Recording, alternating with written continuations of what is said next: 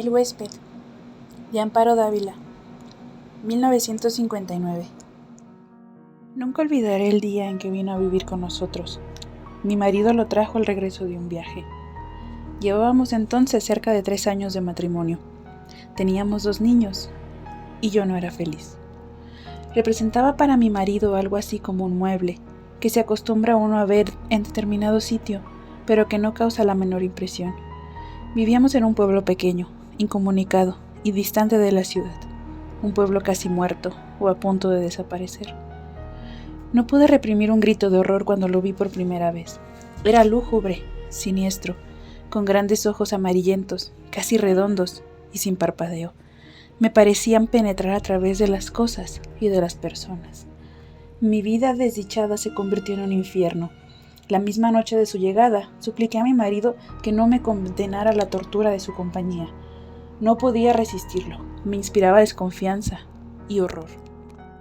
Es completamente inofensivo, Dijo mi marido, mirándome con marcada indiferencia. te acostumbrarás a su compañía y si no lo consigues, No hubo manera de convencerlo de que se lo llevara. Se quedó en nuestra casa. No fui la única en sufrir con su presencia. Todos los de la casa, mis niños, la mujer que me ayudaba en los quehaceres, su hijito, sentíamos pavor de él. Solo mi marido gozaba teniéndolo allí. Desde el primer día mi marido le asignó el cuarto de la esquina. Era esta una pieza grande, pero húmeda y oscura. Por esos inconvenientes yo nunca la ocupaba. Sin embargo, él pareció sentirse contento con la habitación. Como era bastante oscura, se acomodaba a sus necesidades. Dormía hasta el oscurecer y nunca supe a qué hora se acostaba. Perdí la poca paz de que gozaba en la casona. Durante el día, todo marchaba con aparente normalidad. Yo me levantaba siempre muy temprano, vestía a los niños que ya estaban despiertos. Les daba el desayuno y los entretenía mientras Guadalupe arreglaba la casa y salía a comprar el mandado. La casa era muy grande, con un jardín en el centro y los cuartos distribuidos a su alrededor.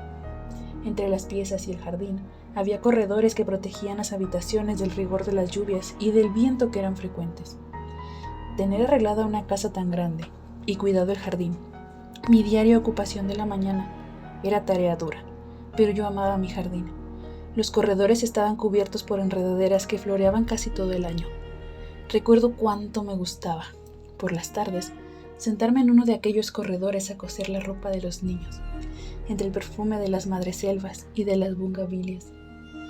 En el jardín cultivaba crisantemos, pensamientos, violetas de los Alpes, begonias y heliotropos. Mientras yo regaba las plantas, los niños se entretenían buscando gusanos entre las hojas. A veces pasaban horas, callados y muy atentos, tratando de coger las gotas de agua que se escapaban de la vieja manguera. Yo no podía dejar de mirar, de vez en cuando, hacia el cuarto de la esquina. Aunque pasaba todo el día durmiendo, no podía confiarme. Hubo veces que, cuando estaba preparando la comida, veía de pronto su sombra proyectándose sobre la estufa de leña. Lo sentía detrás de mí. Yo arrojaba al suelo lo que tenía en las manos y salía de la cocina corriendo y gritando como una loca. Él volvía nuevamente a su cuarto, como si nada hubiera pasado. Creo que ignoraba por completo a Guadalupe. Nunca se acercaba a ella ni la perseguía. No hacía a los niños, y a mí. A ellos los odiaba, y a mí me acechaba siempre. Cuando salía de su cuarto, comenzaban las más terribles pesadillas que alguien pueda vivir. Se situaba siempre en un pequeño cenador, enfrente de la puerta de mi cuarto. Yo no salía más, algunas veces pensando que aún dormía. Yo iba hacia la cocina por la merienda de los niños. De pronto lo descubría en algún oscuro rincón del corredor, bajo las enredaderas. «¡Ahí está ya, Guadalupe!», gritaba desesperada. Guadalupe y yo nunca lo nombramos. Nos parecía que al hacerlo, cobraba realidad aquel ser tenebroso. Siempre decíamos: «Ahí está, ya salió, está durmiendo». Él. Solamente hacía 2 comidas, una cuando se levantaba al anochecer y otra, tal vez, en la madrugada antes de acostarse. Guadalupe era la encargada de llevarle la bandeja. Puedo asegurar que la arrojaba dentro del cuarto, pues la pobre mujer sufría el mismo terror que yo. Toda su alimentación se reducía a carne. No probaba nada más. Cuando los niños se dormían, Guadalupe me llevaba la cena al cuarto. Yo no podía dejarlos solos. sabiendo que se había levantado o estaba por hacerlo. Una vez terminadas sus tareas, Guadalupe se iba con su pequeño a dormir, y yo me quedaba sola, contemplando el sueño de mis hijos. Como la puerta de mi cuarto quedaba siempre abierta, no me atreví a acostarme, temiendo que en cualquier momento pudiera entrar a atacarnos. Y no era posible cerrarla. Mi marido llegaba siempre tarde y al no encontrarla abierta, habría pensado. Y llegaba bien tarde, que tenía mucho trabajo, dijo alguna vez. Pienso que otras cosas también lo entretenían. Una noche estuve despierta hasta cerca de las 2 de la mañana, oyéndolo afuera. Cuando desperté, lo vi junto a mi cama, mirándome con su mirada fija, penetrante. Salté de la cama y le arrojé la lámpara de gasolina que dejaba encendida toda la noche. No había luz eléctrica en aquel pueblo, y no hubiera soportado quedarme a oscuras, sabiendo que en cualquier momento... Él se libró del golpe y salió de la pieza. La lámpara se estrelló contra el piso de ladrillo y la gasolina se inflamó rápidamente. De no haber sido por Guadalupe, que acudió a mis gritos, habría ardido toda la casa. Mi marido no tenía tiempo para escucharme, ni le importaba lo que sucediera en la casa. Solo hablábamos lo indispensable. Entre nosotros, desde hacía tiempo, el afecto y las palabras se habían agotado. Vuelvo a sentirme enferma cuando recuerdo. Guadalupe había salido a la compra y dejó al pequeño Martín dormido en un cajón donde lo acostaba durante el día. Fui a verlo varias veces. Dormía tranquilo. Era cerca del mediodía. Estaba peinando a mis niños cuando oí el llanto del pequeño mezclado con extraños gritos. Cuando llegué al cuarto lo encontré golpeando cruelmente al niño.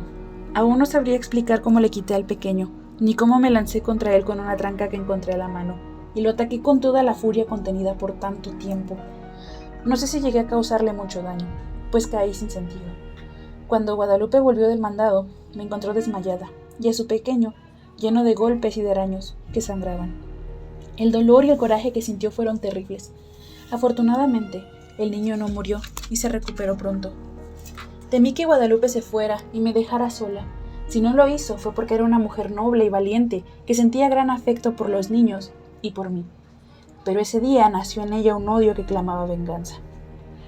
Cuando conté lo que había pasado a mi marido, le exigí que se lo llevara, alegando que podía matar a nuestros niños como trató de hacerlo con el pequeño Martín. Cada día estás más histérica. Es doloroso y deprimente contemplarte así. Te he explicado 1000 veces que es un ser inofensivo. Pensé entonces en huir de aquella casa, de mi marido, de él. Pero no tenía dinero y los medios de comunicación eran difíciles. Sin amigos ni parientes a quienes recurrir, me sentía tan sola como un huérfano. Mis niños estaban atemorizados, ya no querían jugar en el jardín y no se separaban de mi lado. Cuando Guadalupe salía al mercado, me encerraba con ellos en mi cuarto. Esta situación no puede continuar, le dije un día a Guadalupe. Tendremos que hacer algo, y pronto, me contestó. ¿Pero qué podemos hacer las dos solas? Solas, es verdad, pero con un odio. Sus ojos tenían un brillo extraño. Sentí miedo y alegría. La oportunidad llegó cuando menos la esperábamos. Mi marido partió para la ciudad a arreglar unos negocios. Tardaría en regresar, según me dijo, unos 20 días. No sé si él se enteró de que mi marido se había marchado, pero ese día despertó antes de lo acostumbrado y se situó frente a mi cuarto. Guadalupe y su niño durmieron en mi cuarto y por primera vez pude cerrar la puerta. Guadalupe y yo pasamos casi toda la noche haciendo planes. Los niños dormían tranquilamente. De cuando en cuando oíamos que llegaba hasta la puerta del cuarto y la golpeaba con furia. Al día siguiente dimos de desayunar a los 3 niños y para estar tranquilas y que no nos estorbaran en nuestros planes, los encerramos en mi cuarto. Guadalupe y yo teníamos muchas cosas por hacer y tanta prisa en realizarlas que no podíamos perder tiempo ni en comer. Guadalupe cortó varias tablas, grandes y resistentes, mientras yo buscaba martillo y clavos. Cuando todo estuvo listo, llegamos sin hacer ruido hasta el cuarto de la esquina. Las hojas de la puerta estaban entornadas, conteniendo la respiración. Bajamos los pasadores, después cerramos la puerta con llave y comenzamos a clavar las tablas hasta clausurarla totalmente. Mientras trabajábamos, gruesas gotas de sudor nos corrían por la frente. No hizo entonces ruido, parecía que estaba durmiendo profundamente. Cuando todo estuvo terminado, Guadalupe y yo nos abrazamos llorando. Los días que siguieron fueron espantosos. Vivió muchos días sin aire, sin luz, sin alimento. Al principio golpeaba la puerta, tirándose contra ella. Gritaba desesperado, arañaba. Ni Guadalupe ni yo podíamos comer ni dormir. Eran terribles los gritos. A veces pensábamos que mi marido regresaría antes de que hubiera muerto. Si lo encontrara así. Su resistencia fue mucha. Creo que vivió cerca de 2 semanas. Un día ya no se oyó ningún ruido, ni un lamento. Sin embargo, esperamos 2 días más antes de abrir el cuarto. Cuando mi marido regresó, lo recibimos con la noticia de su muerte, repentina y desconcertante.